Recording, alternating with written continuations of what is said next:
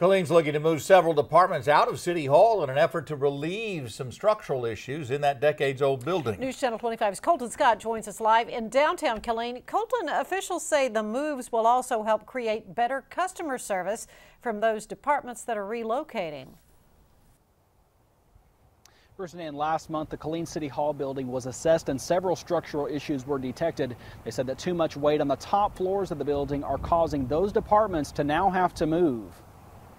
Obviously, when you have a lot of people, a lot of files, a lot of books, a lot of desks, that puts a strain on a building that was built as a schoolhouse in 1923. Now age has caught up with the decades-old building, and too much weight on the second and third floors is forcing two major departments to have to leave and set up at other nearby city-owned facilities. As a result of that study and our already plans that were in place, we are in the process of moving some services out of City Hall and into other buildings. The city's permits and finance divisions will now be housed in new locations, with permits and city code enforcement merging to make a one-stop shop for those seeking building and construction certifications. Actually, it's going to afford the opportunity to give better customer service to our citizens. And while the building doesn't currently pose a safety threat to employees, city leaders say it's time to take some preventative measures to make sure that the building can continue to serve as city headquarters for years to come. The solution is to move people out of this building. We've outgrown it. We've been here since 1995, and now we have over 1,300 employees, obviously located all over the city, but quite a few are located here. So relieving the people, the congestion in this building is going to prolong its lifespan. Now, as of right now, both departments have already started the process of moving out of City Hall. They believe that both divisions will be completely relocated within the next month. Live in Killeen, Colton Scott, News Channel 25. Well, residents in one Killeen neighborhood say they have had all they can take after months of break-ins, vandalism, and theft. And now they're ready to do something about it. News Channel 25's Colton Scott joins us live in Killeen. Colton, within the last 6 months, there have been over a dozen burglaries at homes and businesses all throughout that area.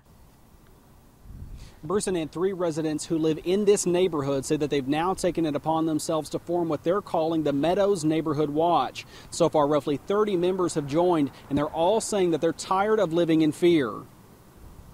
Enough is enough. We're going to start a neighborhood watch. We're going to start watching our own neighborhood. Posted throughout that neighborhood between Levi Lane and Julie Jacqueline Drive are dozens of keep out and security signs. Thanks to a string of recent thefts, robberies, and break-ins, residents who live in these homes now have to take extra precautions to ensure safety not only for themselves, but for their families as well. It's terrifying. It's very terrifying because, you know, I'm a stay-at-home mom, so it's with me and my son, and I have another one on the way, and it's scary knowing that there's a chance, hey, they might hit my house and I'm in there. You know, it's going to be hard having to protect myself, but then also having to protect my son. One of the co-founders of the group says that even though he's had to increase security all around his property, he hopes that the Neighborhood Watch program will actually be enough to bring these crimes to an end. If we get the neighborhood, bring the neighborhood closer together and get to know everybody,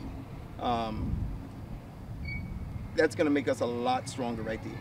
Just as recently as 3 weeks ago, one family's home was broken into, the front door kicked in, and all the electronics stolen in broad daylight. Leaders of the group say that they've received nothing but support from the Killeen Police Department, but their hope for this new watch program is to assist authorities in making some much-needed arrests and getting these criminals off the streets for good.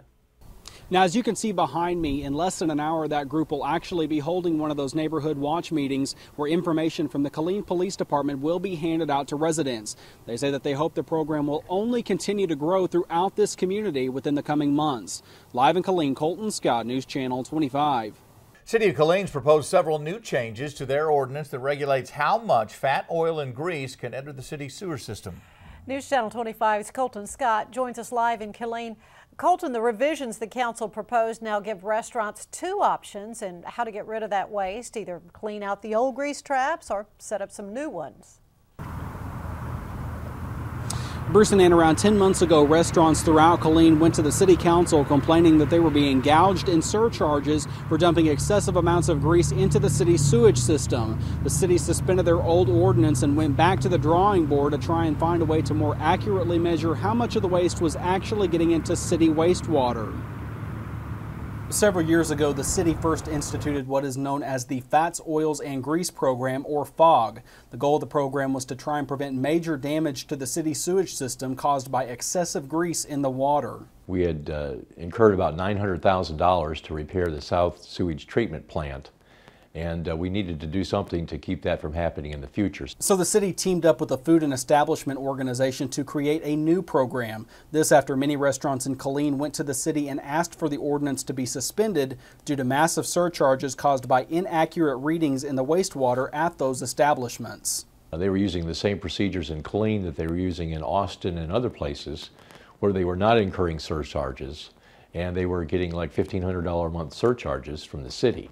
Now the city has started over with an entirely new ordinance aimed at reworking the way in which grease samples are measured at those restaurants. We're going to measure it at the point where it enters the city sewer system. And instead of just doing one grab sample, we're going to take a composite sample over a 24-hour period. Officials believe that the new ordinance will help the city with its sewage problems and end up saving restaurants and establishments a lot of money in the long run. We hope that, and we can measure this, the amount of these byproducts that are going into the sewage treatment plant where our sewage quality will improve. We can measure that, and we hope that we're going to see that after we start enforcing it again.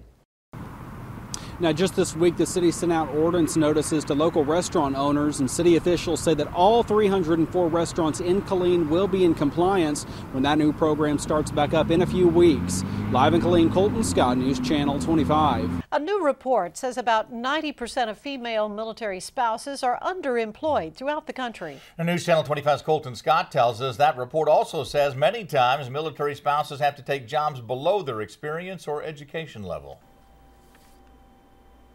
Bruce and Anna, a survey conducted last fall by the Military Officers Association of America says that over 2,000 female military spouses either can't find work or they're not qualified for existing jobs in the places that they relocate, including on Fort Hood. The data also shows that the unemployment rate among female military spouses ages 18 to 24 is about 30% higher than that of their civilian counterparts. And although many of those spouses simply don't know where to go for jobs, organizations like the Workforce Solutions of Central Texas Center have become more and more helpful for those searching for employment. The time that we usually spend with people is helping them build a resume because it may be fragmented, it may be spotty. So we help them figure that out. Heisler says that one of the major reasons for the high unemployment rate among military spouses is because despite the fact that many have college degrees and advanced skill sets, they're forced to take remedial jobs instead. Are they underemployed? Sometimes folks are underemployed for a reason. They need to get a job today, not the job that they intend to do for a long time, but to get a job so they could get to the next job. Another major factor in the study shows that many military spouses simply don't know what jobs are available to them after moving or relocating with their soldier. I think it's just learning about the area, learning about what jobs are here, which employers are hiring, how their skills and abilities and backgrounds and experience might fit that. The Defense Department has even started trying to decrease the number of station moves for soldiers and their families and educating spouses on what employment help benefits are available to them, all with the hopes of helping those who are having a hard time finding work. There's a lot of reasons to be underemployed, but I think it's always wise to not just accept that, but to come and talk to us and let us kind of help you sort through that and say, well, maybe there's something better, and I bet there is something better. Now, just recently, the military has expanded its spouse employment program by launching a new web portal. It's designed to help spouses develop and then track a career plan. And according to the Defense Department, over the last month alone, nearly 1,200 profiles had been created. We'll provide a link to that site on our website at kxxv.com. Live in the Killeen Newsroom, Colton Scott, News Channel 25. An Austin girl is dead as a result of slick road conditions caused by this blast of winter weather we saw earlier this morning. News Channel 25's Colton Scott joins us live now in Killeen. Colton, 16-year-old Vanessa Sanchez was killed, 7 others injured in dozens of wrecks because of the icy weather. Bruce and Ann, at one point, the Bell County Sheriff's Department said that they were handling up to 25 accidents along Highway 190 between Killeen and Interstate 35. Well, the Temple Police Department reported close to 30 accidents, all caused by this most recent blast of ice. It's very scary. It makes me want to hurry up and go home. With temperatures dipping down to below freezing, conditions quickly became hazardous on many roads, bridges, and overpasses throughout Bell County and surrounding areas. Just wet and icy.